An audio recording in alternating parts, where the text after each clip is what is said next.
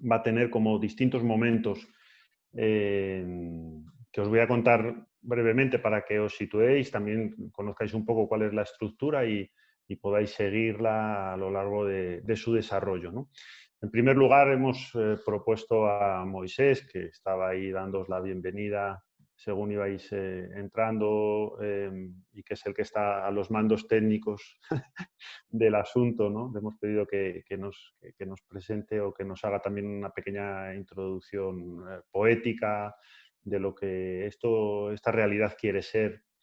Nos parece también importante que nuestra tarea no va a ser solo una tarea, vamos a decir así, intelectual o activista, sino también queremos aprovechar el arte, queremos aprovechar la cultura como un vehículo para la reconciliación. Moisés tendrá una pequeña intervención en ese sentido. Después Charo va a presentar a la persona que hemos invitado, a Miguel García Baró, que nos hará una reflexión en torno al tema de la reconciliación y la necesidad hoy en nuestra sociedad. Posterior a la intervención de Miguel, vamos a tener un rato para el diálogo, para poder preguntar y dialogar con él sobre esto. Y luego ya nos vamos a meter en la harina de presentar esta tarea que quiere ser el Instituto para la Reconciliación, ¿no? Charo hará una explicación de cuál es el sentido y la razón de ser de esta realidad y yo os contaré cuáles son los planes que tenemos entre manos, las tareas, las posibilidades de colaboración y terminará Moisés despidiéndonos, ¿no? Como os digo, va a ser un acto que durará en torno a 1 hora y 3 cuartos más o menos y sin más pues voy a dar paso a Moisés. Espero que toda la técnica funcione y si hay algún fallo en ese sentido, disculpadnos. Bien, bienvenidos, bienvenidas. Comenzamos una aventura, pero no porque tengamos tiempo, habrá que hacerlo. No porque seamos las personas más preparadas, sino porque queremos responder al mundo en el que vivimos. Ni siquiera porque tengamos fuerzas, que no tenemos. Caminamos desde la debilidad. Comenzamos, eso sí, una aventura, porque realmente sobran las razones para proponer la reconciliación. Comenzamos una aventura porque nos seguimos llamando humanidad, sociedad, comunidad. Porque no queremos ser arrastrados por la corriente de la división, de la guerra, de la violencia, que parece imponerse en las esferas de la economía, de la política y de las relaciones humanas o entre países. Sí, comenzamos una aventura, la aventura de la reconciliación, pero porque es necesario.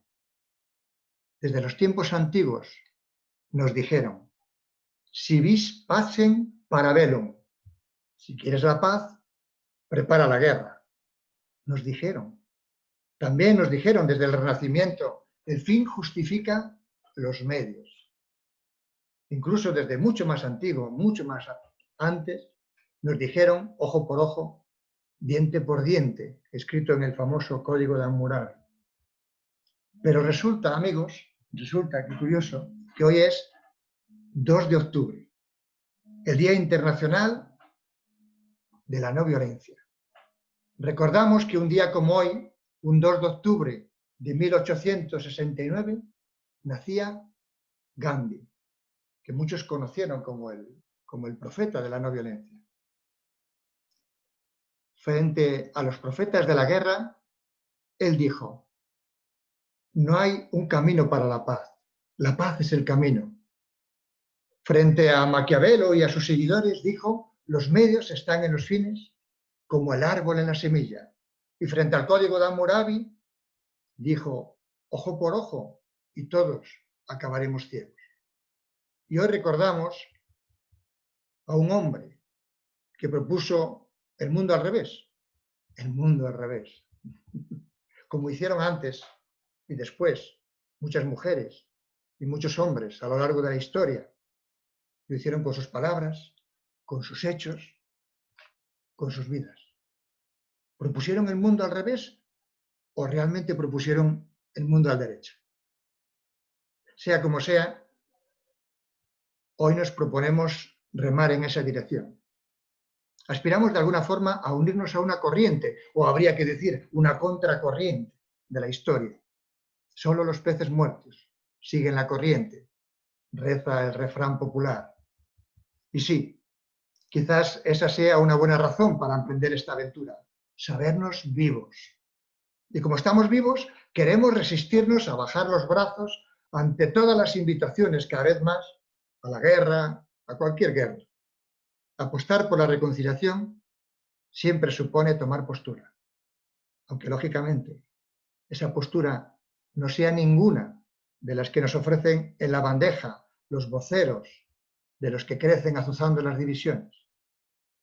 Reconciliar, volver a conciliar, es decir, volver a ser lo que somos. Humanidad, fraternidad, sociedad, comunidad, ecosistema. ¿Eso es el mundo al revés? No, eso es el mundo. El mundo. Os voy a proponer dos rostros y una historia. Dos rostros y una historia. Esta sería el primer rostro que os planteo.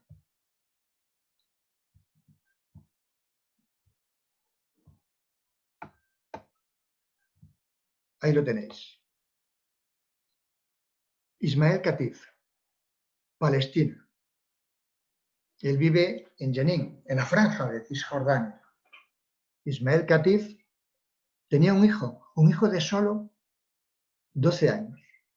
Un hijo que había nacido y había vivido toda su infancia, como todos los niños con los que compartía su existencia, en medio de una guerra eterna, que parece no acabar nunca entre judíos y palestinos. Y un buen día, su hijo Ahmed jugaba, ¿a qué van a jugar ellos? Jugaba a las guerras con una pistola de juguete y vio pasar por allí a unos soldados israelíes. Instintivamente les apuntó con su pistola de juguete y hizo ¡pum, pum! Pero los soldados, al ver que alguien les apuntaba, cogieron sus metralletas y dispararon al niño. Ahmed murió. Esa misma noche, Ismael Katif, al que tenéis ahí en la foto de una película que se hizo sobre esta experiencia, Ismael Katif donó los órganos de su hijo recién asesinado, a 3 niños judíos, a los hijos del enemigo. ¿Es el mundo al revés? ¿El mundo al revés? No, es el mundo. Otro rostro, Margarit Baranquís, Burundi, Tutsi. Estamos en los tiempos del genocidio de Burundi y Ruanda, Hutus y Tutsis, allá por el 1994. Margarit Tutsi. Asesinaron a más de 80 personas de su familia. Y un día se encuentra con un niño soldado, que también le pone un fusil, pero este fusil era de verdad, y la amenaza con matarla, un niño Hutu, que amenaza con matarla, a ella, una Tutsi, que es para lo que había sido internado. Pero Margarit le mira a los ojos y le dice, mira el fusil que llevas en la mano. El que fabrica ese fusil no manda a sus hijos a la guerra. Sus hijos estudian. Él insiste en matarla, insiste en que se arrodilla porque la va a matar. Y él le dice, no, no, hijo mío, no puedes matarme porque yo soy tu madre. Tú necesitas una madre y yo puedo ser tu madre. Ese día, ese chico, ese joven, se convirtió en su mejor amigo y comenzaron una experiencia de reconciliación entre Hutus y Tutsis. Ahí veis a otros niños de edades similares. Hoy son más de 20.000 niños que forman una comunidad, todos huérfanos, en Burundi, Hutus y Tutsis, que están aprendiendo a reconciliarse desde la infancia. ¿Son hijos de la guerra? No, son hijos del amor, de alguien que descubrió que aquel que le apuntaba con un fusil en realidad era su hijo. La historia está llena de experiencias, de personas que son capaces de unir aquello que parece que no tiene sentido, pero cuando lo unen lo entienden. Y si me permitís, una pequeña historia. Una pequeña historia también, como las anteriores, como miles y millones de historias que jalonan la historia apasionante de la reconciliación, una historia real. Tenemos que situarnos.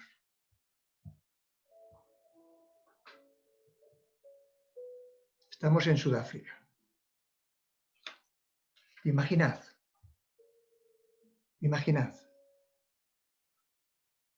Estamos en un juicio. En el año 1996. Una débil ancianita de raza negra se incorpora lentamente. Tiene más de 70 años de edad. Ante ella, al otro lado de la sala, hay varios agentes de seguridad, policías blancos, uno de los cuales, el señor Van der Broek, acaba de ser juzgado e implicado en los asesinatos del hijo y del marido de la mujer hace varios años. Fue, en efecto, el señor Van der Broek, eso ya está demostrado, quien había ido a su casa hace años, se había llevado a su hijo, le había disparado a bocajarro y luego quemado al cuerpo del joven en una hoguera mientras él y sus subordinados bromeaban y se reían. Pocos años después, Van der Broek y sus secuaces volvieron otra vez a llevarse a su marido. Pasaron muchos meses sin que ella supiera nada de él. Por fin, casi 2 años después de la desaparición de su marido, Van der Broek vino a por la mujer. Con cuánta claridad recuerda ella aquella tarde, cuando fue conducida al lugar junto al río, donde le mostraron a su marido atado y lleno de golpes, pero aún fuerte en el espíritu, que yacía sobre un montón de leña. Las últimas palabras que oyó de sus labios mientras los agentes echaban gasolina sobre su cuerpo y le prendían fuego fue: Padre, perdónanos. Y ahora estamos en el juicio, recordando esa historia, la muerte de su hijo, la muerte de su marido atroz por parte del señor Van der Broek. Y ahora un miembro de la Comisión Sudafricana para la Verdad y la Reconciliación le pregunta a la ancianita: ¿y bien? ¿Qué desearía usted? ¿Qué hacemos con este hombre? ¿Cómo podemos hacer justicia después de lo que le ha hecho? Ella dice: solo deseo 3 cosas, solo 3. En primer lugar, quiero ir al lugar donde quemaron a mi marido para poder recoger el polvo y dar una inhumación honrosa a sus restos. 2. Mi esposo y mi hijo eran toda la familia que yo tenía. Desearía, por tanto, que el señor Van der Broek sea de ahora en adelante hijo mío. Quiero que venga a verme al gueto 2 veces por semana y que venga a pasar el día conmigo y así pueda dedicarle todo el amor que todavía me queda. Y por último, tercero, añade: quisiera que el señor Van der Broek sepa que le doy mi perdón. Este mismo fue el deseo de mi marido, de manera que ruego que alguien me eche una mano para que pueda cruzar esta sala con el fin de estrechar al señor Van der Broek entre mis brazos, besarle y hacerle saber que de verdad ha sido perdonado. Y en ese momento, el señor Van der Broek se desmaya, impresionado. Los humildes, desde hace siglos, siguen enseñándonos el camino de la reconciliación. Nosotros queremos aprender de ellos. Queremos trabajar a partir de ellos. Bienvenidos, bienvenidas esta tarde a esta aventura que a partir de hoy también es vuestra. Bienvenidos, bienvenidas.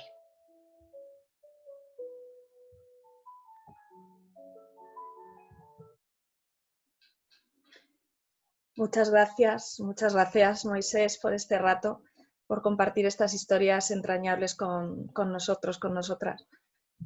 Muchas gracias por habernos calentado el corazón, ¿no? Por haberlo preparado, pues para que nos entren, ¿no? Estos deseos, ¿no? Esta enseñanza. Pero bueno, fundamentalmente también queremos darles la bienvenida a este instituto, Instituto de la Reconciliación, ¿no? Instituto más bien para la reconciliación. Cuando pensábamos en el nombre y cuando Moisés diseñaba el logo, ponía esa I minúscula y esa R mayúscula. Y era porque, bueno, en el fondo el instituto es minúsculo, muy minúsculo. Y nosotros, nosotras, como decía Moisés, somos pues poco. No tenemos tiempo, no tenemos fuerzas, pero sin embargo esa R de reconciliación es mayúscula. Y es por la que sacamos ratos, sacamos momentos y sacamos ilusión. Os damos la bienvenida y agradecemos muy especialmente también a Miguel García Baró, que ha querido acompañarnos esta tarde. Miguel también está desbordado. Siempre eso no le quita para que siempre esté disponible, pues para aquello que bueno, pues que con cariño pues le pedimos. Le pedimos porque valoramos mucho todo lo que él nos cuenta, de las fuentes de las que él bebe y todo lo que nos ilumina, ¿no? Para los que no le conozcáis, bueno, pues Miguel García Baró es profesor de la Universidad de Comillas. Se licenció y se doctoró en la Universidad Complutense, aunque parte de esos estudios de su doctorado pues lo realizó en la Universidad de Maguncia, en Johannes Gutenberg. Presentó su tesis doctoral en la Universidad Complutense, como decía, trabajó en la Universidad Complutense hasta el 2000. En ese sentido somos de la casa en buena medida, en los departamentos de lógica y de metafísica.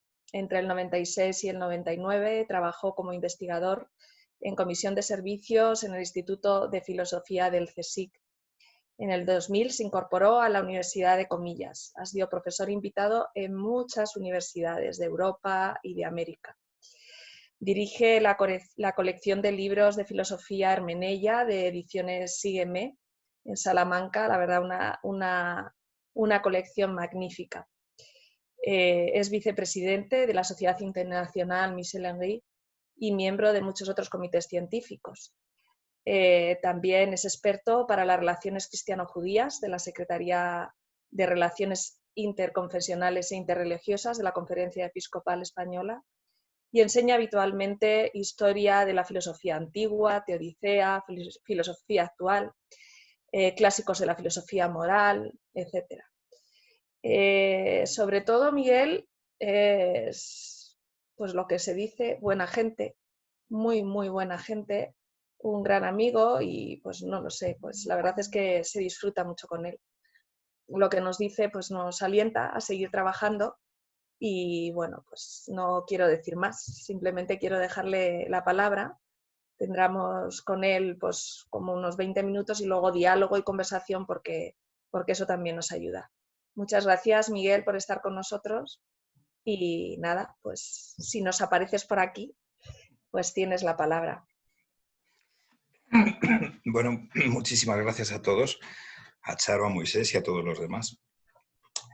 La verdad es que yo me quedaría solo comentando las cosas que ha dicho ahora Moisés. Voy a tenerle, no que contradecir, pero que en cierto modo volver una de sus proposiciones un poquito al revés.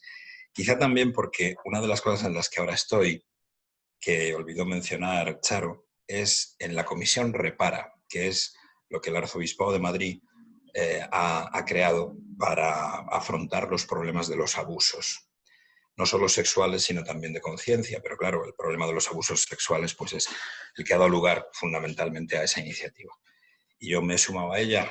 Bueno, se me llamó, yo dije que sí desde el primer momento, no porque yo sea un especialista en absoluto en ese tipo de cosas, sino porque realmente como esa comisión pretende abrirse a toda la sociedad, a todos los casos, a todos los abusos de autoridad y de poder también, pues es algo que evidentemente cualquiera que sea amante de la paz amante de la reconciliación, pues necesita trabajar en ese sentido y, bueno, apoyarse en toda la gente que pueda ayudar y que pueda... Pero eso me lleva a pensar que, claro, reconciliar es una palabra un poco ambigua, porque parece como si partiéramos de una situación de conciliación, nos hubiéramos separado y hubiera que reconciliar. Y como decía Moisés, sí, el mundo es el de esos casos maravillosos que él nos contaba, pero también se podría decir al revés. El mundo fundamentalmente es un lugar donde falta por completo, donde falta demasiado la paz, el amor. El mundo, como decía uno de mis maestros, Michel Henry, el mundo es un sitio donde pasa de todo y en cualquier momento. Es decir, el mundo como tal no puede prevenir contra la violencia y en este mismo instante están siendo torturados, violados, asesinados, humillados, pues muchísimas personas en todo el mundo.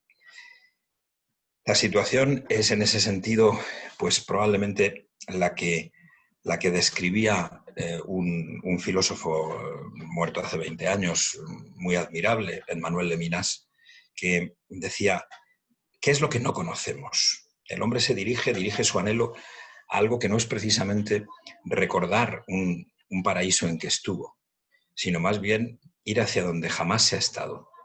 Donde jamás se ha estado, donde precisamente porque ya conocemos muchos territorios que no han sido suficientes, nosotros nos abrimos a una esperanza superior. Y quien no esté abierto a esa esperanza superior corre el riesgo de que esperanzas más pequeñas, pequeñas no utopías, sino cosas logrables que alimenten un poco nuestra vida, reemplacen a la gran esperanza, que es la única que puede no solo guiarnos, sino hacer de nuestra vida, bueno, ponerle un ancla a nuestra vida en algo que sea decisivo.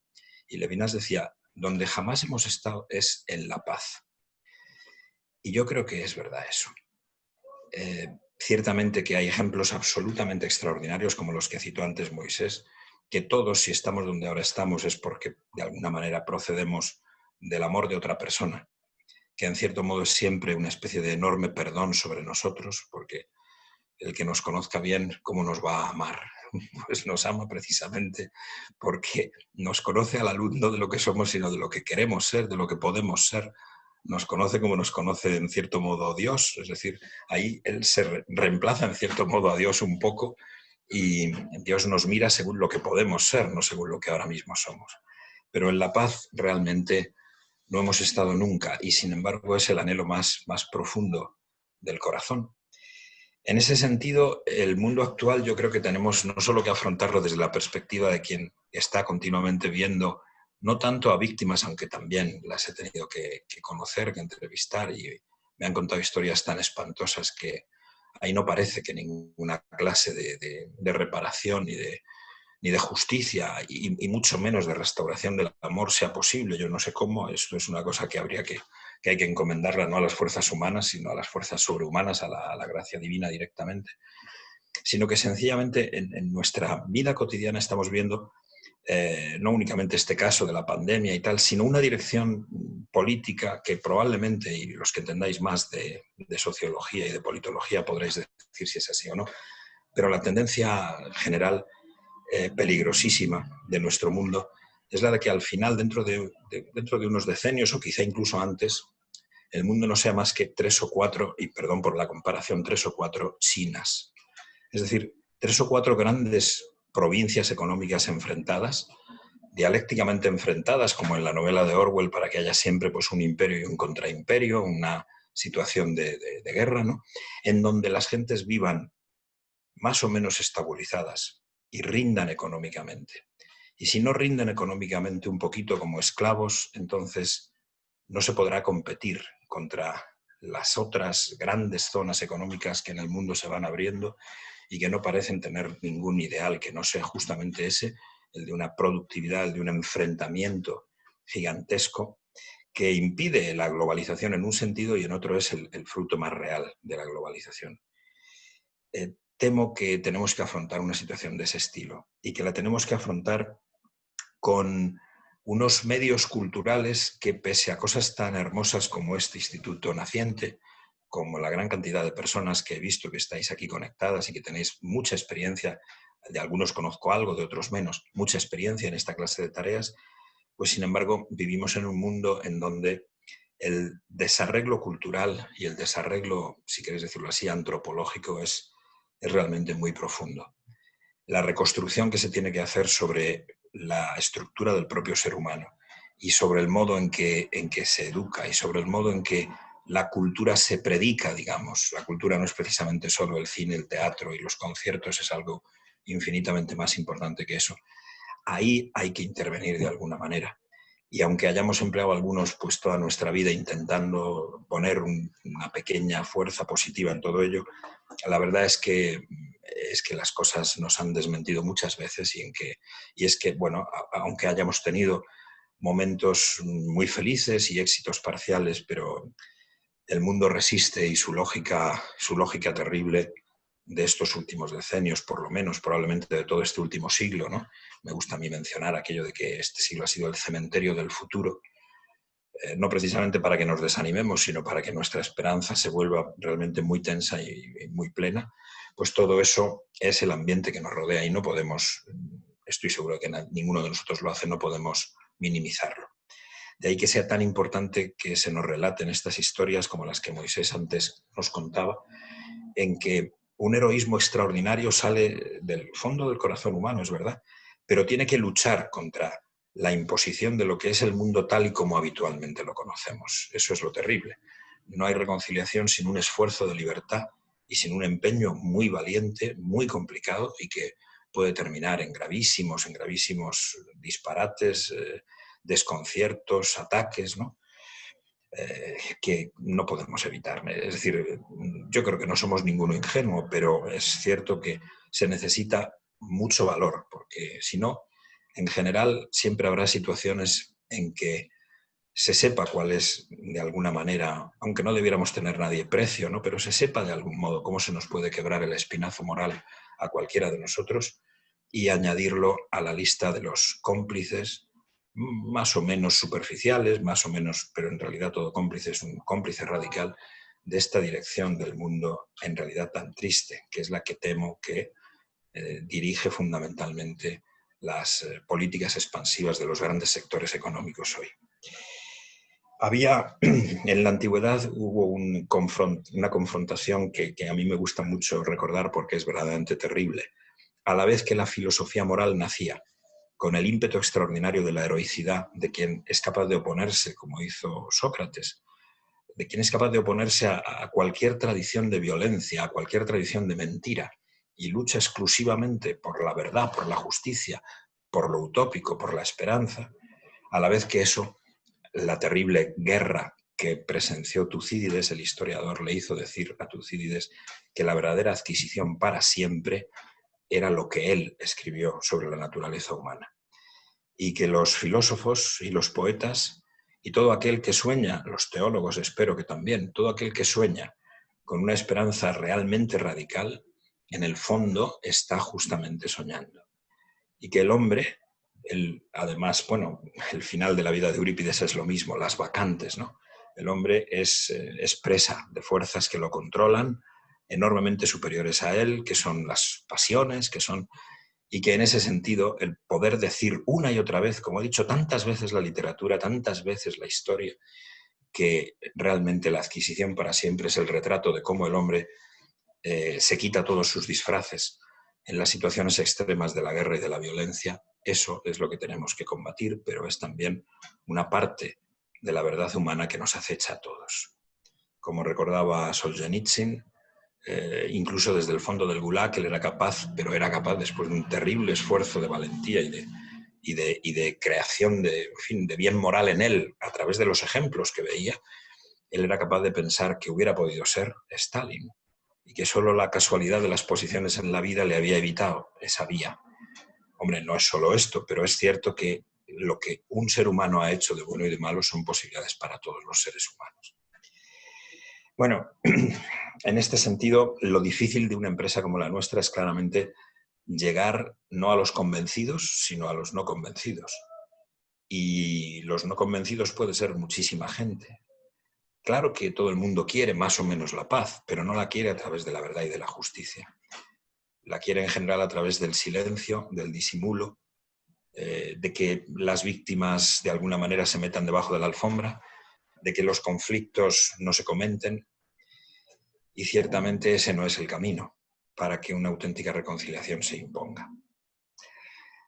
Por tanto, los medios para la reconciliación son siempre muy difíciles y pueden en algún momento rozar, no en absoluto la violencia, pero sí el tener que enfrentarse de manera muy dura a ciertas mentiras oficiales o a ciertas tendencias muy generalizadas de la cultura ambiente que no van en absoluto en la dirección de la paz, van solo en la dirección de esos grandes establos en que se puede convertir la humanidad, olvidada, sin memoria, sin reflexión, sin libros, como decían estas antiutopías de la segunda mitad del siglo XX, que habían visto tan profundamente el peligro de lo que se podía ir acercando a nosotros. Y eso, combatir todo eso, es el riesgo enorme de estar demasiado fijos en el mal. Y el que combate al mal, por algo el Evangelio lo prohibía, a pesar de que sea una paradoja muy extraña esa. El combatir al mal hay que combatirlo de manera radicalmente no violenta, no solo no hacerse cómplice del mal, sino incluso no mirarlo tanto que llegue uno a estar de alguna manera impregnado de la noticia de su maldad y del desencanto, de la desilusión o en cierto modo de la falta de valentía que a uno le entra cuando atiende demasiado a aquello contra lo que tiene que luchar.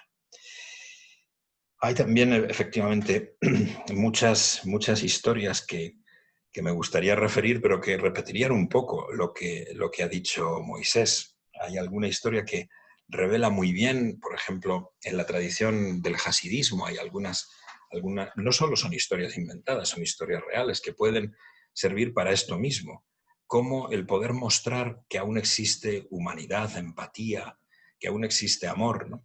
Eso es decisivo y hay que hacerlo precisamente quebrando, en cierto modo, la barrera, por ejemplo, de nuestras divisiones religiosas o políticas.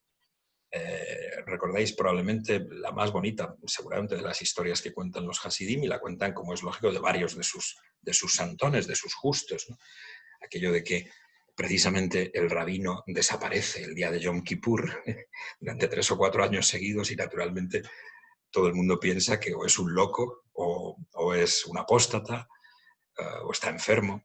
Y entonces pues termina uno de sus feligreses, uno de sus hasidim, metiéndose debajo de su cama y vigilándole todo el día de Yom Kippur a ver qué hace.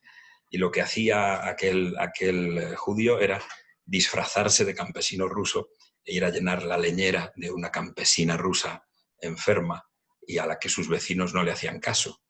No precisamente para mostrar que el Dios del que él era un cultor tan asiduo y tan profundo era más verdadero que el Dios de sus adversarios, sino únicamente para reforzar la humanidad, la hermandad, para decirle que alguno de los suyos todavía seguía queriéndola, aunque ya ninguno la quisiera realmente, ¿no? Ese era el testimonio que había que dar en el día de los perdones mutuos. Esto es fundamentalmente lo que yo podría deciros, es decir, 2 o 3 cosas bastante sencillas. Tenemos que acordarnos de que efectivamente el mundo como tal no pone barreras a ninguna desgracia y que en ese sentido tiene que ser una humanidad que aflora libremente, con grandísima esperanza, de una manera que parece casi un milagro, dentro de ese mundo y que necesita sobre todo irradiar a los no convencidos. En España, además, tenemos tareas añadidas. Tuvimos un siglo largo de guerras civiles. Eso no es nada fácil de arreglar. En algunas familias, como en la mía, pues hubo enemigos aparentemente irreconciliables que se reconciliaron. Pero esa situación parece que no la recuerda una parte importante de la sociedad española. Entonces tenemos también, de alguna manera, que enfrentarnos a ensayos muy serios de división profunda de nuestra sociedad que siguen ocurriendo. Y eso es muy difícil hacerlo, porque todo el mundo reclama justicia en algún sentido ahí. Y por tanto nos metemos precisamente en suelo español en un terreno que está sembrado de minas por todas partes, que es terriblemente difícil de recorrer.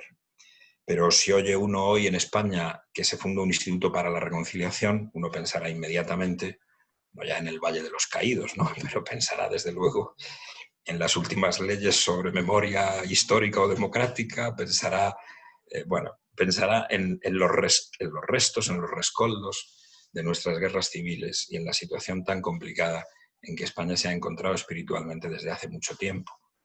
Aquí seguramente la religión ha sido mucho más política que religión en muchos casos. No quiero yo juzgar a nadie ni a nada en ese sentido, pero no podemos olvidar que no tenemos, desgraciadamente, tampoco una historia en la que, como pueda ocurrir en Francia o en otros países, en el mismo panteón estén enterrados los representantes de las tradiciones más opuestas de nuestra cultura. Aquí eso no ocurre todavía. Y esa es una labor en la que, en cuanto rozamos una cuestión política, pues enseguida podemos enfangarnos en problemas que no son los que deben ser atendidos por nosotros. Y supongo que cuando ahora diseñéis cuál es el programa del Instituto por la Reconciliación, pues no nos olvidaremos de la situación española, pero procuraremos saltar un poco por encima de ella y hablar de muchas más cosas. Y sin embargo, lo más difícil no son los actos heroicos repentinos, lo más difícil es en la vida cotidiana tratar con una auténtica atención amorosa a cualquier prójimo en cualquier momento. Eso es verdaderamente lo complicado. También, como es una lección de la sabiduría judía que me gusta a mí repetir, en el caso de un pensador muy interesante que se llama Rosenzweig, él decía siempre, claro, si nos preocupamos demasiado por las estructuras, no estamos amando al prójimo, estamos amando al sobreprójimo, o sea, al lejano, al que no vemos. Y es muy fácil amar al sobreprójimo y muy difícil amar al prójimo. Finalmente, otra cosa que me gusta recordar y que algunos de vosotros, algunos amigos, María seguramente, Charo, pues me han oído otras veces, a mí me gusta pensar en aquella ironía tan socrática que se puede poner en labios de Jesús, aunque en realidad está en labios de Juan, en una epístola joánica, ¿no? ¿Cómo vais a amar a Dios al que no veis si no amáis al prójimo al que veis? Y la respuesta, claro, un hombre piadoso diría, pues no, es verdad, evidentemente no se puede amar si no se ama al prójimo, pero la verdadera respuesta es que es facilísimo amar a Dios sin amar al prójimo. Vamos, facilísimo, es absolutamente un error y no se puede amar a Dios sin el prójimo. Pero ¿cuántos hacemos eso? ¿Cuántos nos vamos a intentar arreglar cosas que tenemos lejos y no arreglamos las situaciones que inmediatamente vivimos en el seno de nuestra familia, en el seno de nuestro trabajo, en nuestra sociedad inmediata? Esa es la tarea que tenemos que hacer todos cada día, indudablemente, aparte de reunirnos en colectividades tan llenas de esperanza, de oportunidad y de bondad como la que estáis fundando, y a la que agradezco muchísimo que me hayáis permitido unirme, aunque sea este rato, y asistir ahora al coloquio y a los proyectos que tengáis, que veremos si yo puedo sacar tiempo, que no veo de dónde, pero seguro que saldrá, porque solo el que no tiene tiempo, tiene tiempo. Esto está claro, eso es una verdad como... Pero en fin, muchas gracias y hablad vosotros, que es lo interesante. Bueno, muchísimas gracias, Miguel. La verdad es que sí que me interesaba mucho esa otra parte, ¿no?, que has comentado, que me he olvidado en la presentación, pero que también era parte de las preguntas, ¿no? Cómo se afronta el estar en ese reparar ese dolor, ¿no? En ese asomarse de repente a una ventana que uno no tenía abierta, ¿no?, que tenía una persiana, que la tenía en un lateral y que de repente la abre, ¿no?, y se encuentra una visión pues dura, ¿no?, que estaba al lado nuestro y que no habíamos mirado, ¿no? No sé si quieres comentar algo también de lo que supone eso, ¿no?, de la ruptura y de la, vamos a decirlo así, del paso siguiente, ¿no?, a ese quiebre que se puede producir al asomarse ahí y tener que rehacerse, ¿no? Pues quizá... Porque hay otros que necesitan más, ¿no?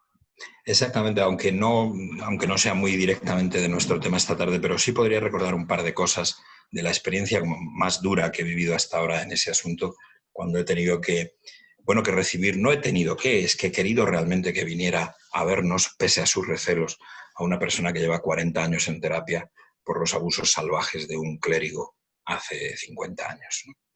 Clérigo al que yo conocí y del que salí huyendo, es decir, que tengo suficiente relación con el caso para entenderlo aún mejor, que como,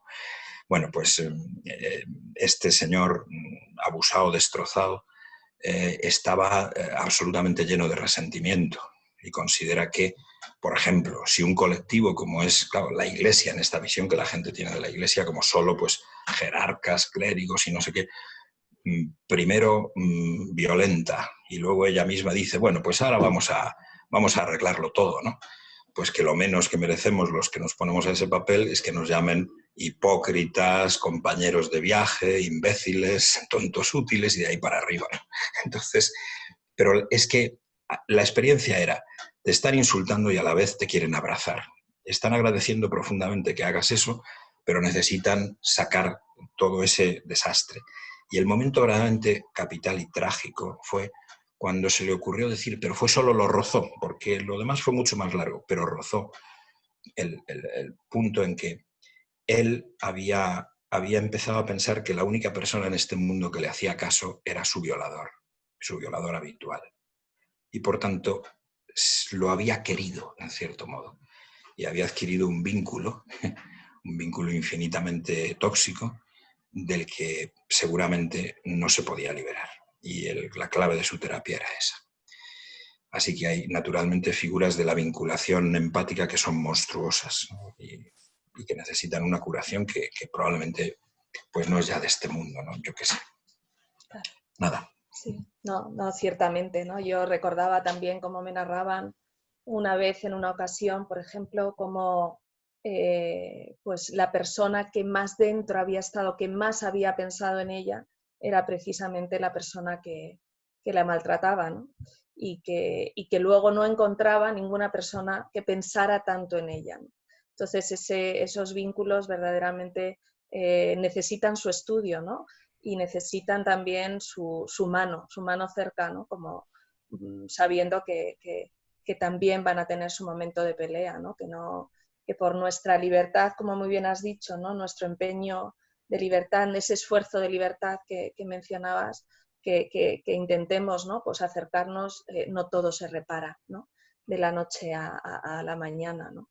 Y bueno, pues te agradezco mucho, ¿no? Y también no has comentado, pero yo creo que es parte también de, no lo sé si me estoy metiendo donde no me llama Miguel, pero también está no solo cómo lo vive, ¿no? Sino cómo uno se repone ante esa mirada. O sea, es decir, yo creo que parte del esfuerzo de reconciliación es asomarse a ese mal, a ese sitio donde jamás hemos del todo estado, ¿no? Yo diría que hemos tenido, pues, muchas personas la suerte de tener unos vínculos donde hemos tocado parte de eso, también en nuestra infancia puede ser, o en otros momentos, o en nuestra misma relación familiar, ¿no? Pero sí que es verdad que tocamos cada día que nunca hemos estado del todo, ¿no? Que siempre es algo por llegar, por construir y por empeñarnos, ¿no? Entonces, cuando se ve que uno, donde a veces había puesto su asiento, donde había descansado, guarda, ¿no? Esas tensiones, ¿no? Se quiebra algo por dentro, y yo creo que también tiene que haber un esfuerzo, un empeño interior, ¿no? Que también es muy importante en ese proceso de reconciliación, ¿no? Que es el empeño de seguir creyendo más allá, ¿no? De seguir creyendo que es posible, de seguir creyendo que eso que aventuramos como lo inevitable, sin embargo, ¿no? Pues nuestra impotencia no tenga tanta fuerza como la motivación de todos ellos, ¿no? O de toda parte también nuestra que quiere ir hacia eso, ¿no? Hacia esa tensión, hacia ese conflicto, ¿no? O a hundirse, ¿no? en la desesperanza, ¿no? Si me permites, Charo, añadir una cosa, no hay que olvidar que los gritos más terribles son los que no se lanzan.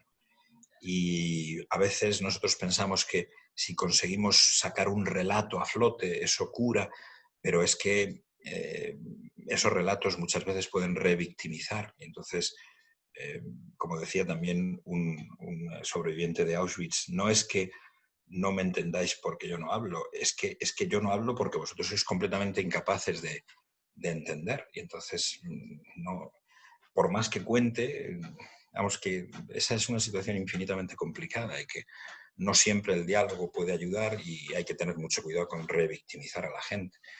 En los procesos de reconciliación con los que termina en principio la fase de lo que incluso en nuestro grupo estamos intentando, esos procesos son enormemente complejos, llevan muchísimo tiempo y en muchos casos no se pueden realizar. Precisamente en el último Alfa y Omega, hoy me enviaba Julián Ríos, que es un colaborador de comillas, al que probablemente conocéis muchos, pues un artículo pequeño que ha hecho sobre este asunto. Él colabora con nosotros también, pero bueno, ahí se refería al problema ETA y víctimas de ETA, ¿no? Y es muy interesante lo que dice en esa columna. Nada, muchas gracias. No, muy bien, Miguel. No sé si alguien más quiere, ¿no? Porque aquí yo enseguida, vamos, me aprovecho de Miguel. Entonces, si alguien quiere lanzar algo, una pregunta, una cuestión clara, concisa, porque no queremos que eso se alargue, porque es verdad que cuesta más lo virtual, ¿no?, que lo presencial, pero tenéis la palabra.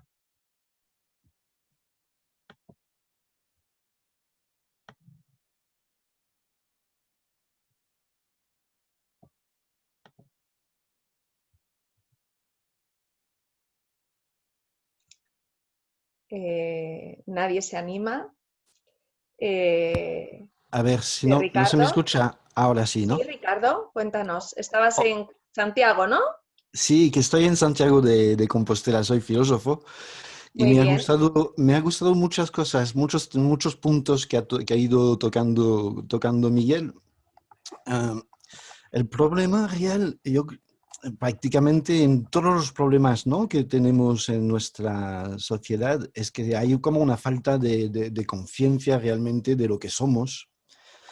Y vivimos en un mundo que es como muy, muy egocéntrico, ¿no?, muy egoísta.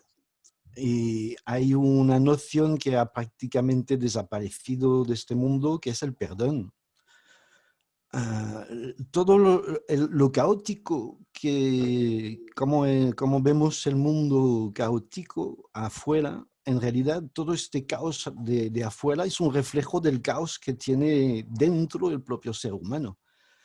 Entonces, si no empezamos por una especie de reeducación realmente, ¿no?, consciente, en bases de perdón, de humildad, bueno, todos estos factores que nos procuran justamente el amor, ¿no? Es que volver a vivir el amor en el sentido lo más espiritual, ¿no? Lo más espiritual, no tan emocional, no tan sentimental, pero reponer el amor como un alto ideal de existencia, ¿no? Si podemos decir, ¿no? Volver a hacer comprender a las personas que el amor es el camino adecuado, que el perdón, que la humildad. Y creo que si no empezamos por esto, nos va a costar hacer algo realmente efectivo y hacer que nos reconciliamos los unos con los otros. Creo que va a ser muy complicado. Es que para mí, yo pienso, no sé lo que pensará Miguel, pero creo que el camino tiene que pasar por volver a conocernos mejor y esto, a abrazar el amor, el perdón, la humildad, etc. Muchas gracias, Ricardo. Miguel, cuéntanos. Estoy completamente de acuerdo. Empecé diciendo lo que realmente es un problema que afecta a la estructura de todo el ser humano y desde luego de la educación. Se necesita una reconstrucción de todo ello. A mí me gusta mucho un tema que toco de vez en cuando y me lo he oído echar otras veces, que es precisamente, no se trata de reivindicar, por ejemplo, las humanidades. No. Es que la ciencia misma tiene que ser enseñada de otro modo, radicalmente de otro modo. No al servicio de la técnica, sino al servicio precisamente del conocimiento del mundo y del conocimiento de los límites de la ciencia. Es decir, hay tareas como esa que son absolutamente fundamentales porque a diario millones de estudiantes en el mundo entero se acercan a las ciencias de la naturaleza de una manera realmente, yo creo, que terriblemente equivocada. Eso es mucho más importante que aprender mucho español o mucha literatura. Y bueno, es lo que ocurre.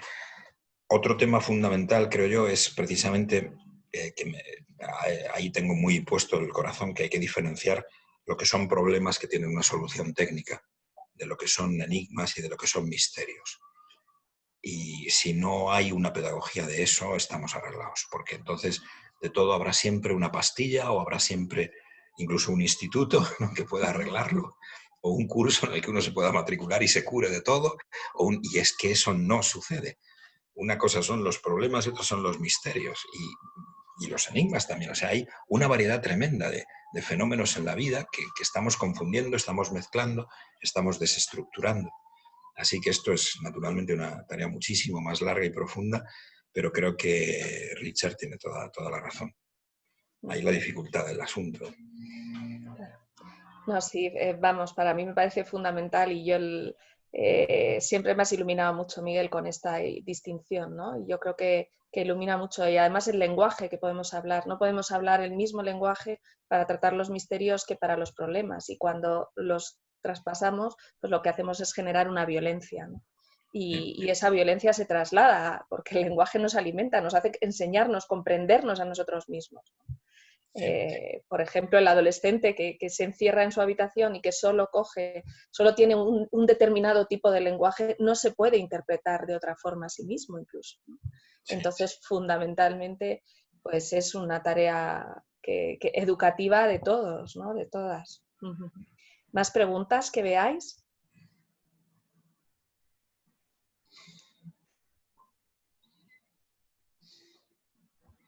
Es que eso, educar para el amor supone una cantidad tal de cosas. No es tan fácil, ¿no? No se puede educar directamente para el amor. Bueno, me callo. Ricardo, ¿quieres volver a comentar? ¿No? Bueno, ¿no? También muy interesante lo que has comentado de las ciencias, incluso de la ingeniería, ¿no? Porque parte del proceso es decir, bueno, la ingeniería está generando un mundo, ¿no? Para el futuro.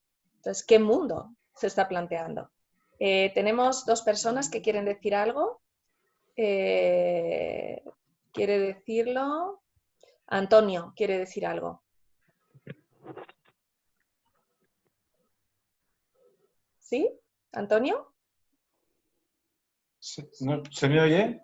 Perfecto, Antonio. Miguel, querría que hablaras un poco, tú que también seguro que tienes muchísima experiencia de esto, la relación que hay entre la reconciliación que estamos intentando plantear aquí con la educación y la familia. O sea, el acceso al amor desde la familia, desde esa célula tan fundamental en cualquier ser humano. Claro. Y hago una cosita tú ahí sobre eso. Mira, son dos cosas muy diferentes. Si en la familia hay amor, eso es decisivo, pero el ser humano tiene que redescubrir todo eso en experiencias personales que no se las puede ahorrar ninguna familia. Es decir, que tú llegues a reconocer hasta qué punto, por ejemplo, en tu familia ha habido un lecho humano que te ha permitido llegar a ser quien eres, eso es una cosa que pasa mucho después y a través de experiencias libres y muy tuyas. Y por tanto no es tan sencillo, ¿eh? Puede haber familias muy desestructuradas de las que salgan casos de resiliencia.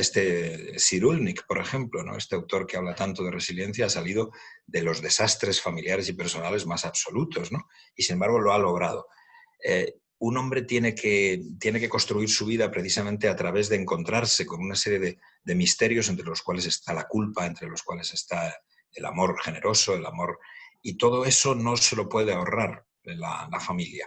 Ahora, si ha tenido un principio verdaderamente terrible, ¿no? Pues es muy difícil que pueda construirse adecuadamente, no hay duda, ¿no?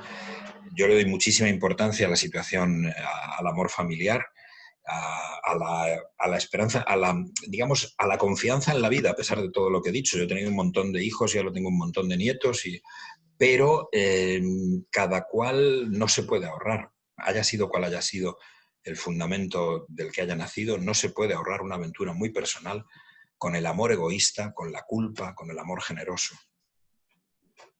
Te diría eso, porque no podemos... La familia es un sitio maravilloso, pero también es el lugar donde todas las enfermedades psiquiátricas están fundamentadas, ¿eh? Hay que tener muchísimo cuidado. Perdóname, no sé si abuso un poco. Es que a mí este asunto me preocupa muchísimo porque me parece que el empezar en la vida con una experiencia de amor o no, te condiciona decisivamente la vida.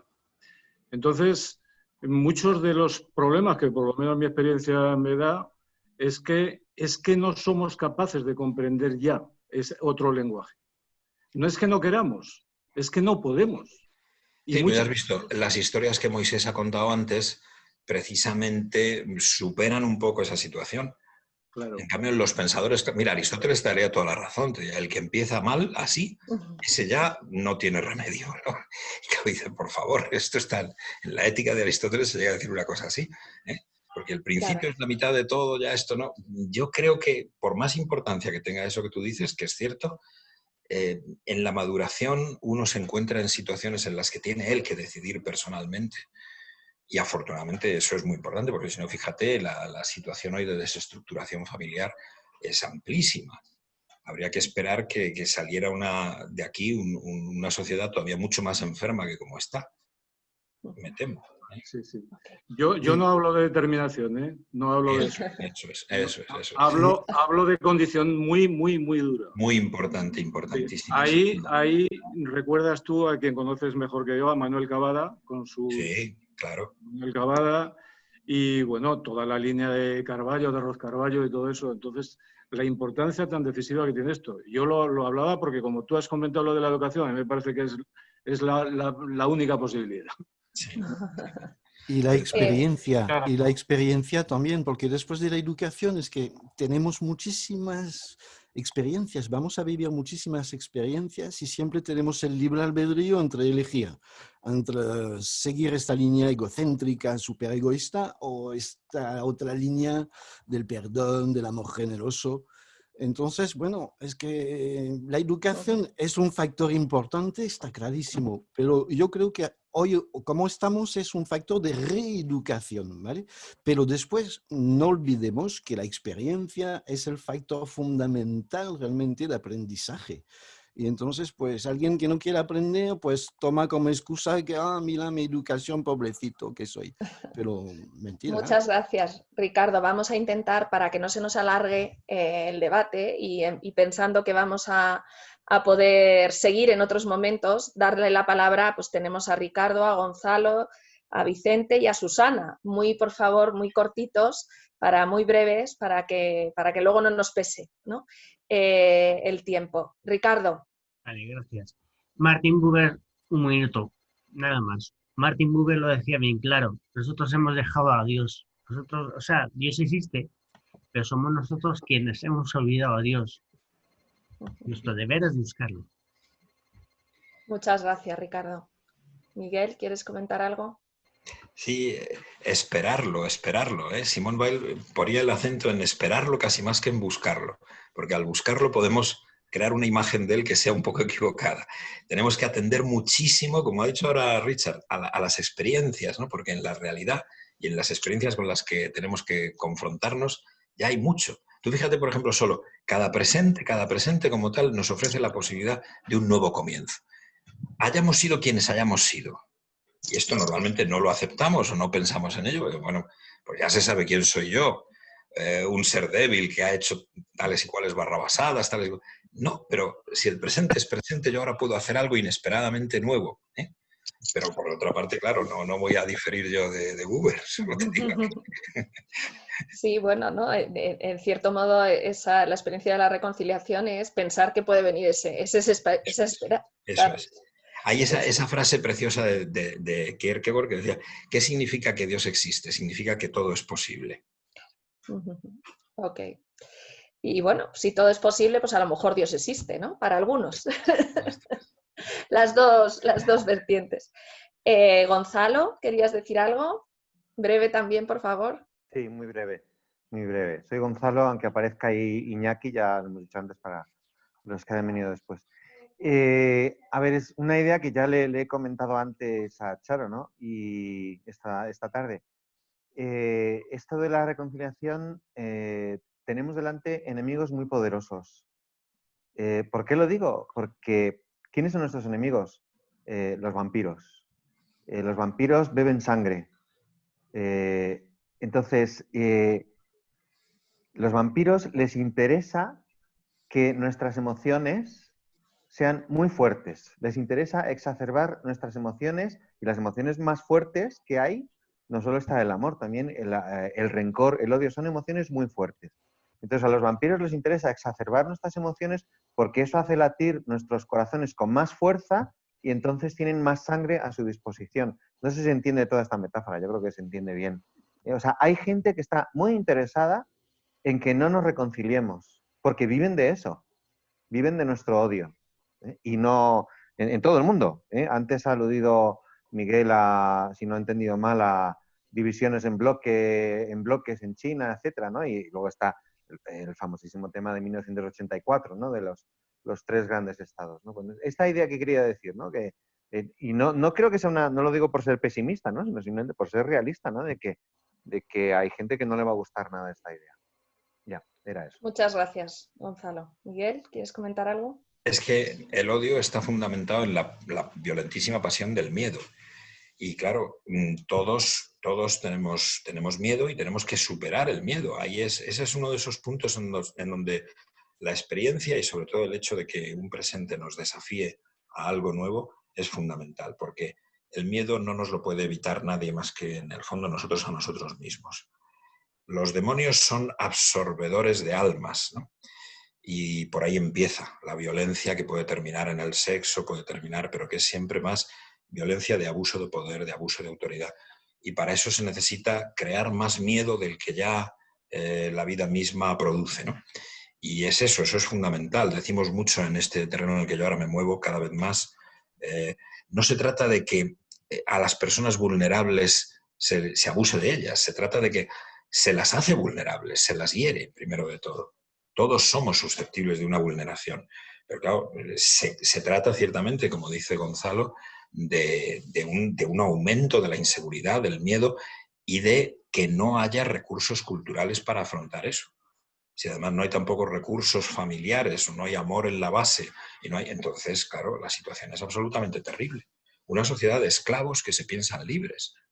Es que el peligro es muy, muy, muy fuerte, no es ninguna... Muchas gracias, Miguel. Vicente, muy breves, Vicente y Susana, y cerramos para que no nos alarguemos. Vicente.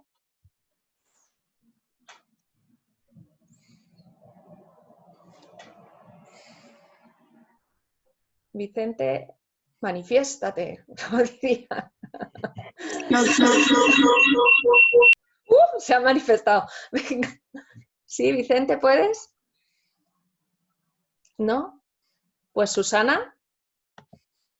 Hola, soy Susana, gracias por la invitación.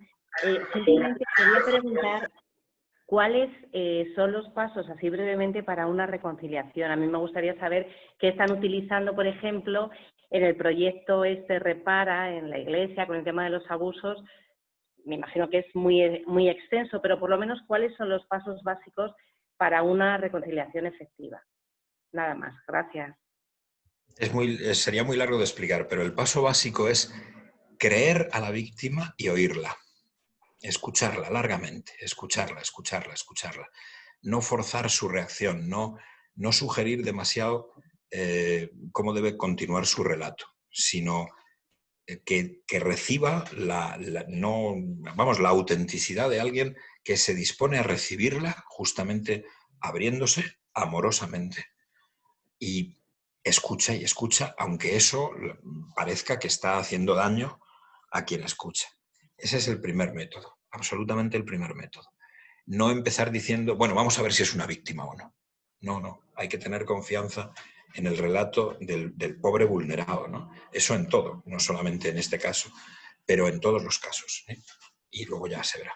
Por supuesto que estamos abiertos también a recibir, pero no hemos recibido a nadie que sea un abusador y que quiera curarse. Ojalá, pero... Perdón, una cosita. Y en el caso de la reconciliación política, que no hay víctimas, por ejemplo... Es que ahí intervienen los factores de la ideología y eso es terriblemente complicado. Porque puede parecer a muchos que, bueno, si uno tiene una determinada ideología cuyos fines lejanamente son pues una justicia global y tal, entonces muchos medios son lícitos. Eso ya lo ha dicho antes Moisés muy bien, ¿no? Y ahí la cuestión es muy complicada, porque se trata de ver que si el medio que estás utilizando ahora es lo del amor al prójimo y no al sobreprójimo. Si el medio que ahora estás utilizando es violento y es injusto, no hay fin justo que vaya luego a hacer a ese medio mejor. Hay una expresión de Havel que a mí me gusta mucho que decía: ¿cuándo empezó el mal en el mundo? Cuando la verdad se defendió por primera vez con una mentira. Es realmente así, ¿eh? No se puede emplear ningún medio que sea violento, que sea, que atropelle a alguien, no. Sí, bueno, muchas gracias, Susana, muchas gracias, Miguel. Yo creo que tenemos que ir cerrando esta parte, no porque nos sea estupendo escucharos a vosotros, a todas, a ti, Miguel, pero bueno, yo, si me permites, Miguel, añadiría después, ya después, ¿no? Tener la convicción de que el mal no tiene la última palabra en la vida.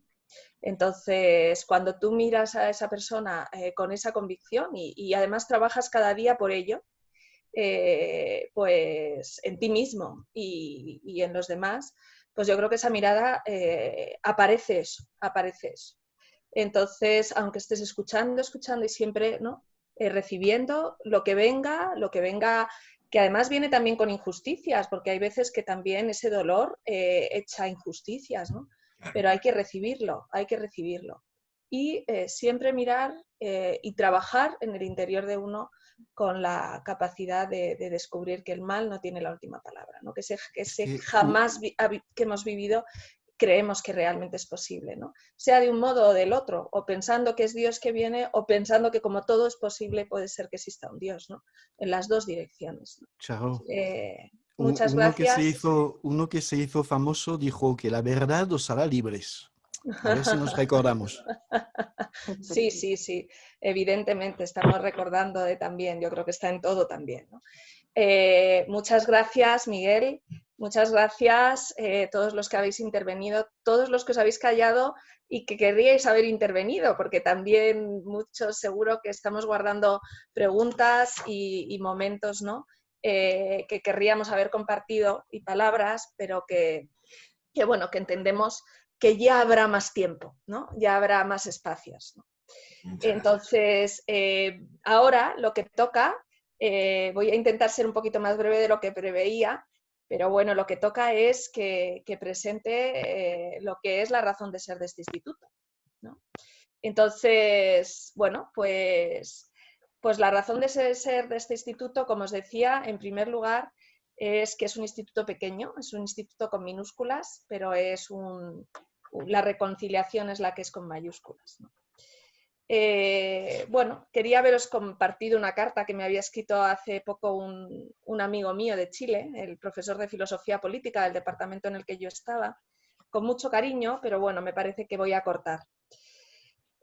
Por un lado, creo que este instituto nace primero porque nos juntamos hace un año, o nos juntó la vida, Moisés, Diego y yo, y bueno, hace un año era el 150 aniversario del nacimiento de Gandhi, ¿no?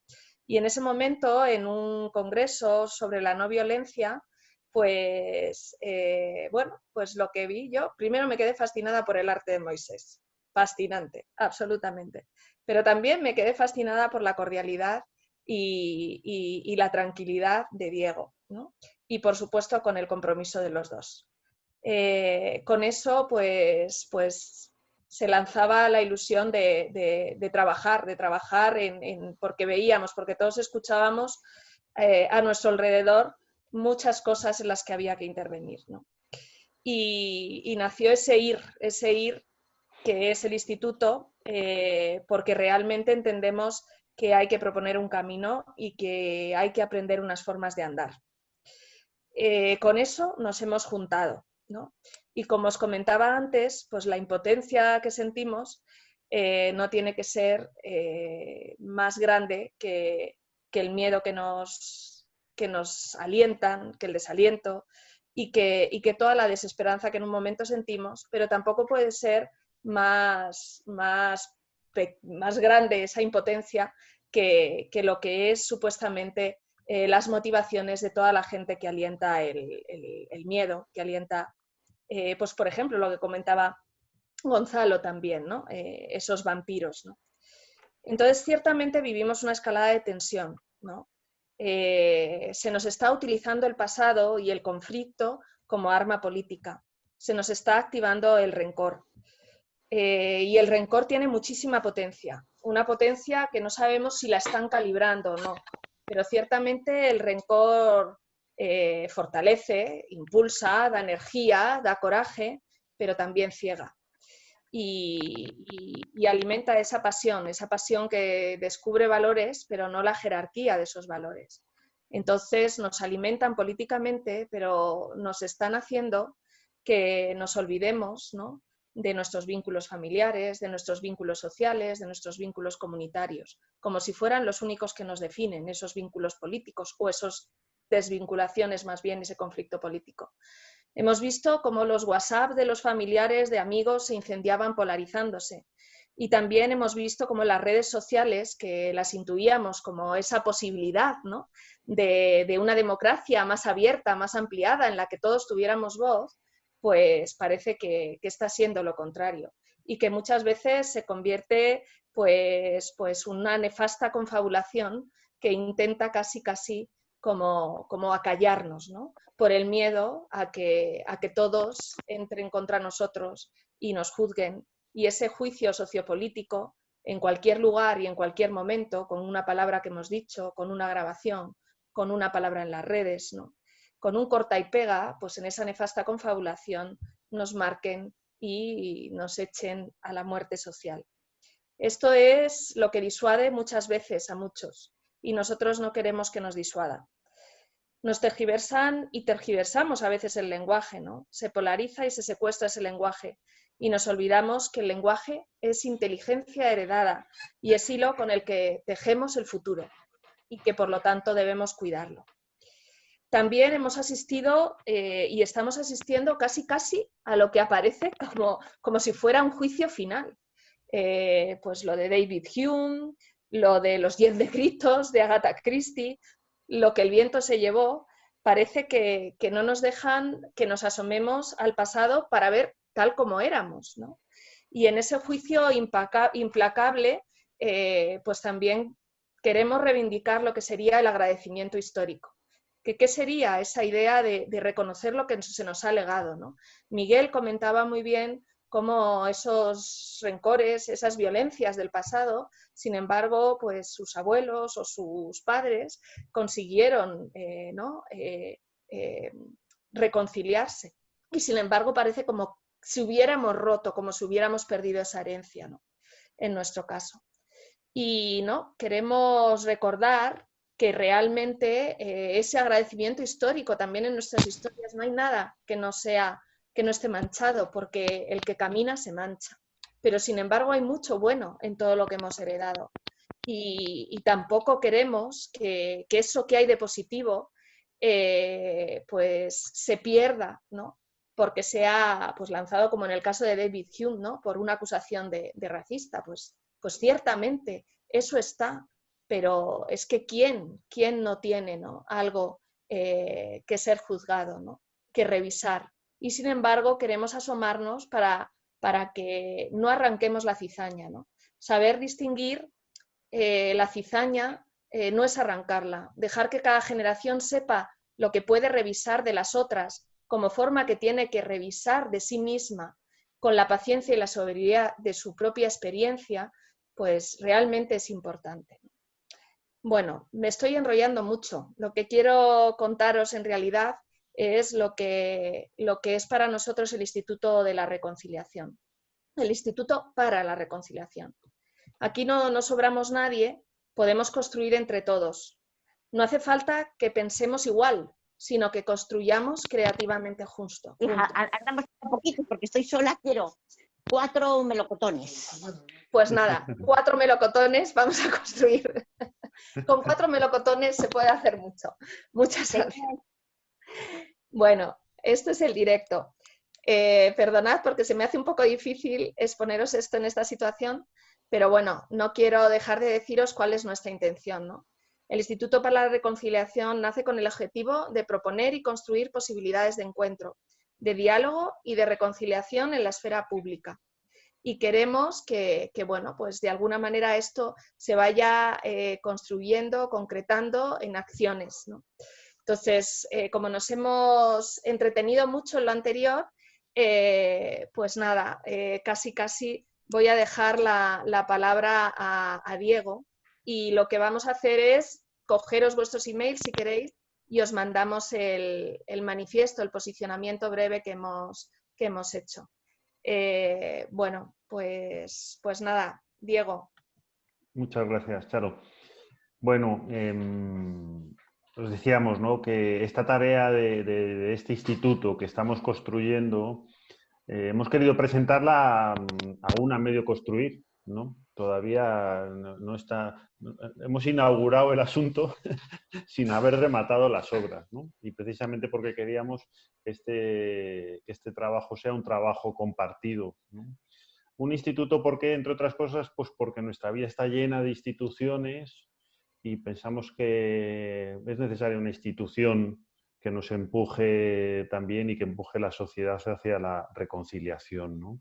Si pensamos en las partes que tienen los institutos a los que van nuestros hijos o a los que fuimos nosotros cuando éramos chavales, encontramos que tiene distintas partes que queremos, de alguna manera, que tenga también este Instituto para la Reconciliación, ¿no? Una parte evidente de un instituto son las aulas, ¿no? El lugar en el que aprendemos juntos, en el que nos transmitimos lo que sabemos, ¿no? De alguna manera queremos también, desde el Instituto para la Reconciliación, el poder compartir lo que sabemos y transmitirlo a otros, ¿no? Y esta es una parte importante de la tarea que tenemos entre manos, ¿no? Un instituto suele tener un laboratorio, un lugar en el que investigar, en el que explorar, en el que probar distintas técnicas y tratar de ponerlas en marcha y observar qué sucede con ellas, ¿no? Podemos imaginarnos, por ejemplo, un debate social en torno al tema de la eutanasia, que es una de las cuestiones que están sobre la mesa en el Congreso en estos días, sin que consista en llamarse asesinos o impositores de una determinada moral. Pues esperamos poder construir métodos que nos ayuden a tener este diálogo y hacer pruebas, ¿no? Hacer pruebas y poder investigar, ¿no? O encuentros entre posiciones políticas tremendamente antagónicas, ¿no? Pues soñamos con que el laboratorio sea un lugar donde poder poner esto en marcha. Estamos trabajando ya en proyectos que sirvan para esto, ¿no? Nos parece importante porque, de hecho, una de las cosas que suceden hoy en día es que en medio de este mundo a veces no acabamos de identificar bien lo que son las víctimas y el que se hace la víctima, ¿no?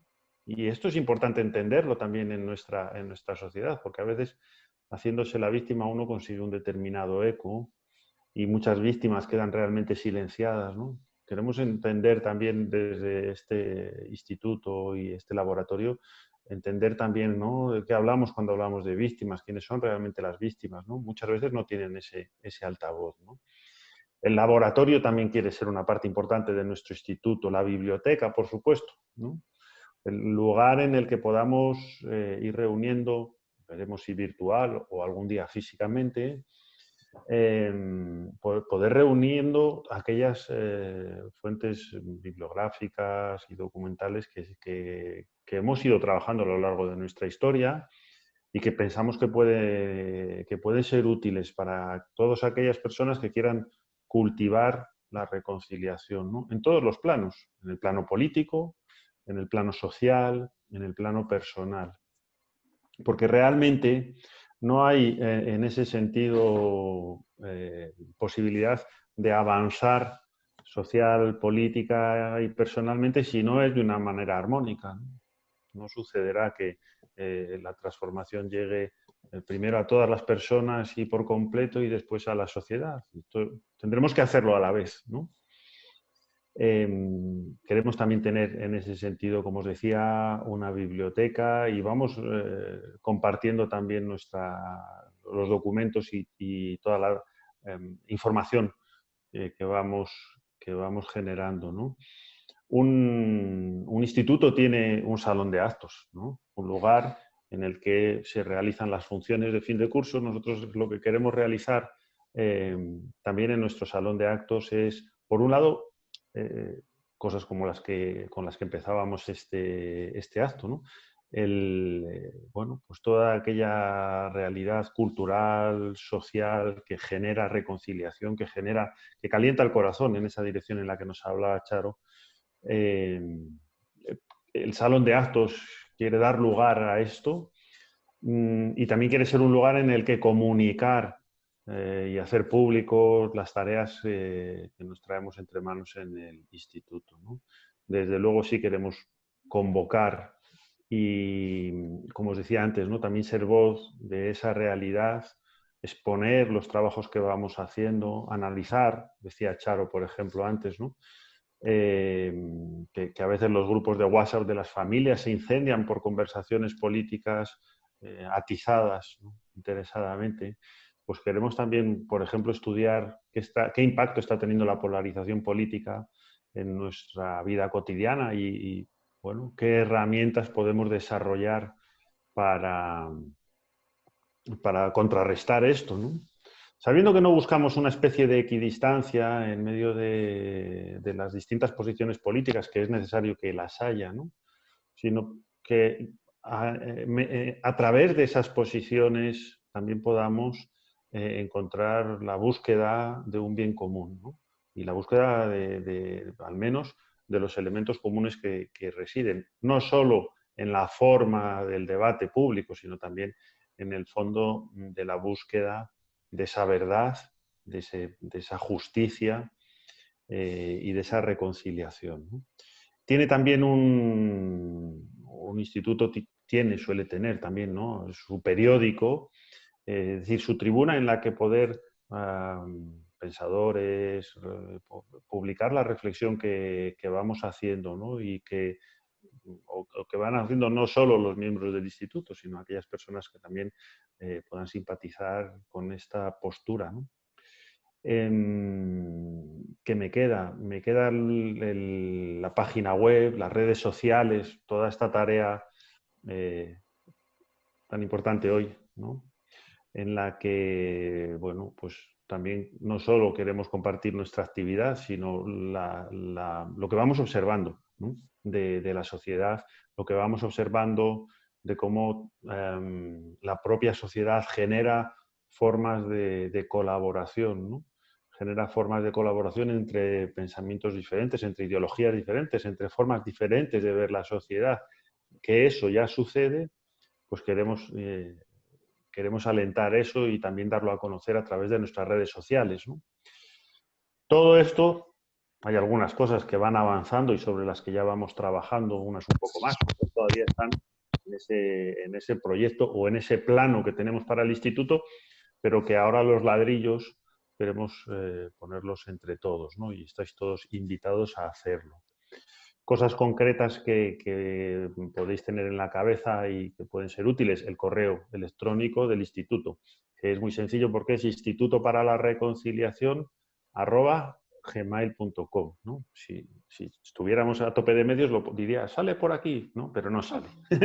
Tenéis que quedaros con él, institutoparalareconciliación@gmail.com.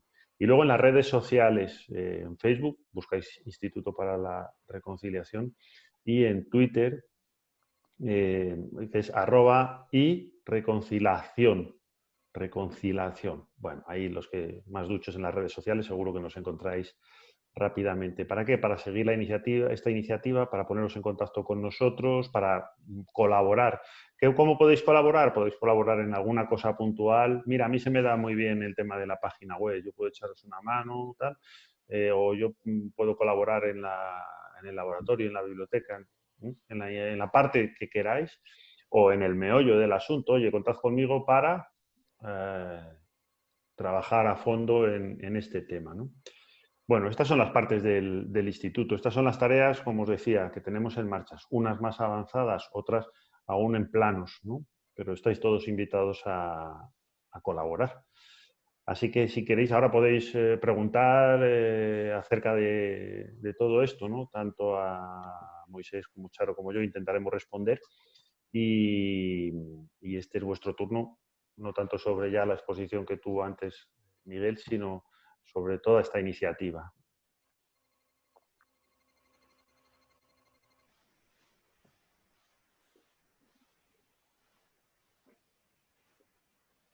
Muchas gracias, Diego.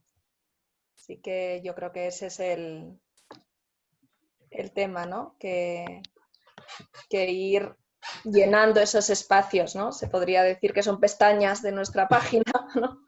Entonces, bueno, tenemos que ir llenándolas de gente que quiera pues colaborar y poder aportar, ¿no?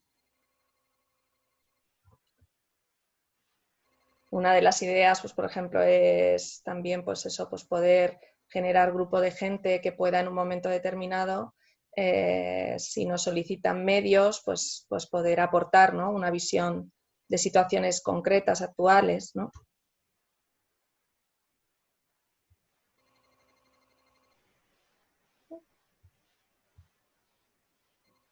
A lo mejor tenéis otras propuestas.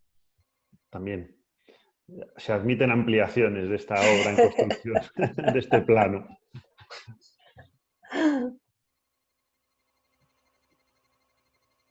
Yo quiero saber una cosa.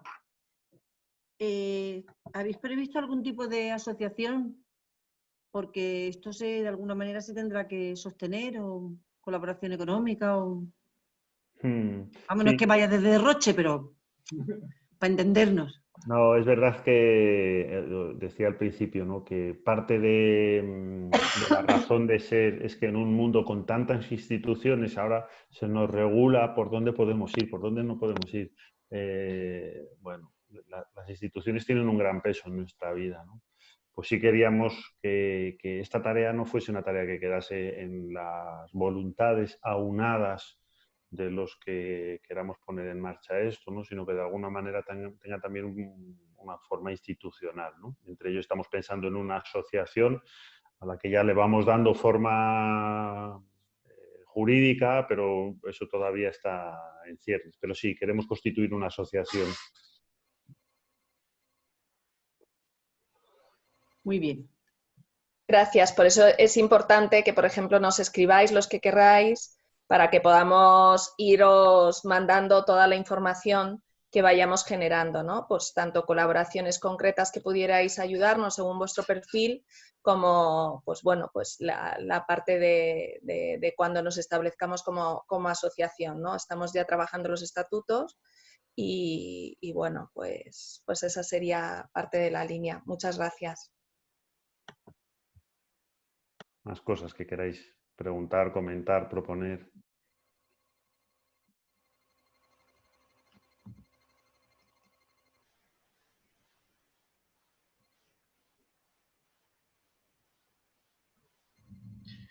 Una preguntita, soy Juan Carlos.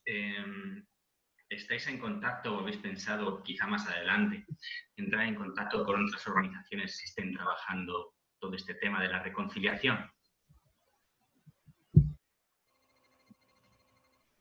Sí, esta es una de las tareas que también queremos hacer, ¿no? Pero como dices, un poco más adelante. Nos ocupa el lanzamiento de... Iba a decir, no es que nos preocupe, ¿no? Pero nos ocupa el lanzamiento y la construcción de esto, y sí tenemos esta idea, pero, como decía, para un poco más adelante. Sí, también la idea es un poco como definirnos nosotros con más claridad antes de dispersarnos, ¿no? Pero por supuesto que sí sería.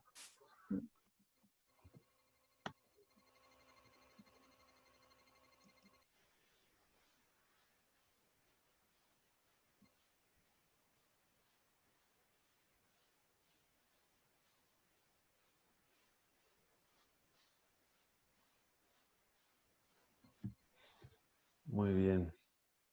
Pues si no hay más preguntas, podemos cerrar aquí este acto, si os parece, que es simplemente el primer encuentro que hemos tenido así. Hubiéramos querido que fuera personal, en directo, encontrarnos y poder mirarnos a los ojos, pero ha sido así, online, que es lo que impone la realidad del momento. Invitaros eso a que continuéis en contacto con nosotros, porque esto ha empezado como una historia de amistad.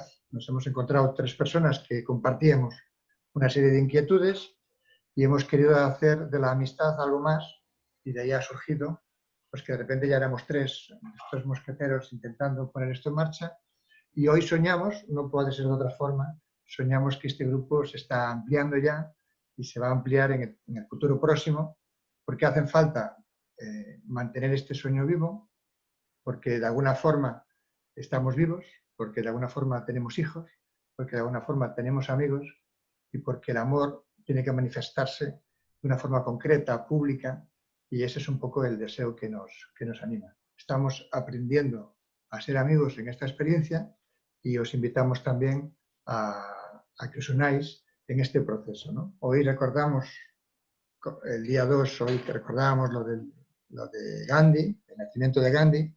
Él, cuando quiso escribir después de toda su experiencia, quiso escribir su biografía, le puso como nombre Historia de mis experiencias con la verdad. Todos hubiéramos esperado que le hubiera puesto Historia de mis experiencias con la no violencia, pero no. Le puso con la verdad porque él dice que buscando la verdad llega a la no violencia. Os queremos pedir vuestro apoyo para ayudarnos a seguir, a buscar la verdad, para que buscando la verdad encontremos también las claves de la reconciliación. Muchas gracias por acompañarnos en estos primeros suspiros colectivos que estamos dando y os esperamos muy prontito. Muchas gracias a todos. A vosotros, un abrazo grande desde Zaragoza. Besos. Gracias a todos. muchas gracias a todos. Un saludo y ánimo con esa iniciativa fantástica, súper necesaria, Moisés, Charo y Diego. Gracias. Intentaré colaborar humildemente en lo que pueda. Muchas gracias. Mucho ánimo. Muchas gracias. Y gracias por la iniciativa. Un abrazo, nos vemos en cuanto podamos. Muchas gracias, Charo, por la invitación. Muchas gracias, Ángel. Muchas gracias, María. Sí, hasta luego, un besito. Muchas gracias. Pues saludos a todos. Viva por vuestra. Adelante. Hasta la vista. Muchas gracias. Gracias. Gracias a los tres. Ya nos veremos. Bueno, hace un año. Ay, gracias. Qué gusto verte.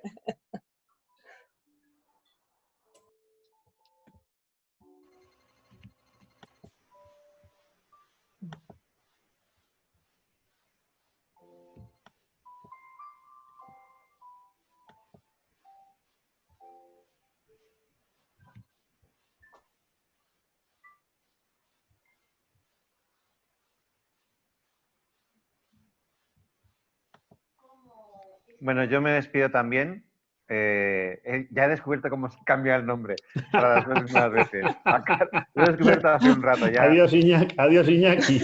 No, Gonzalo, soy Gonzalo. Bueno, chao. Muchísimas gracias. Adiós, Gonzalo. Deja de robarle banda ancha. Claro.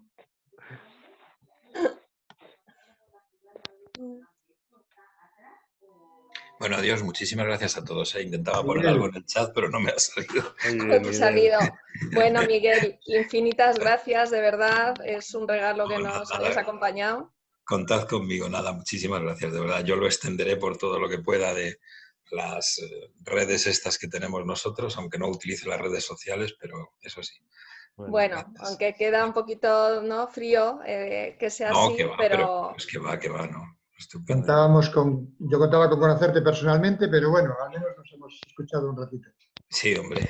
Muchas gracias. Miguel, que sepas que somos colegas de tareas intraeclesiales. Estoy aquí colaborando en el servicio de la diócesis de Valladolid de víctimas de abusos sexuales también. Ah, no sabía. Sí, no sabía. Sí. Así que nada, me resuena también lo que has contado. Sí, desde luego. Muy bien.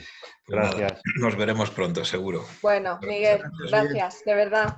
Adiós, salgo.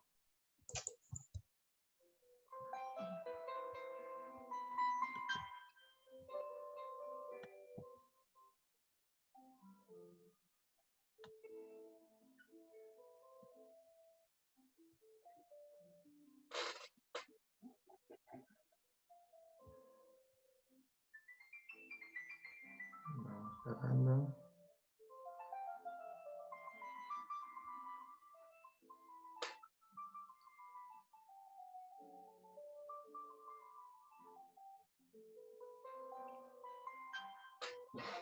Bueno, compañeros.